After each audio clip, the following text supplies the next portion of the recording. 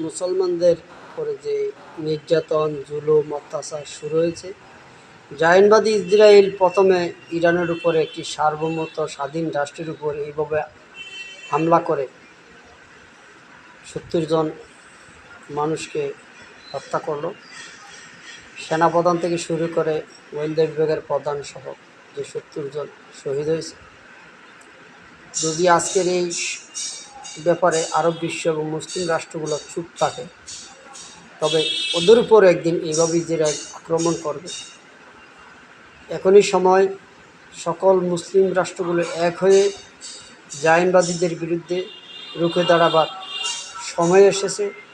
তাই বসে না থেকে সকল মুসলিম রাষ্ট্রগুলো এক হয়ে জায়নবাদী ইসরায়েলের বিরুদ্ধে এখনই পদক্ষেপ নেওয়া প্রয়োজন বলে আমি মনে করি।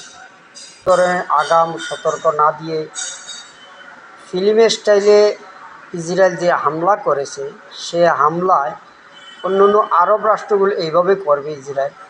তো এই ইসরায়েলকে দমন করতে হলে আরব বিশ্বসহ সকল মুসলিম রাষ্ট্রগুলো এক হতে হবে, না হলে সকলের পরিণতি এমনই হবে।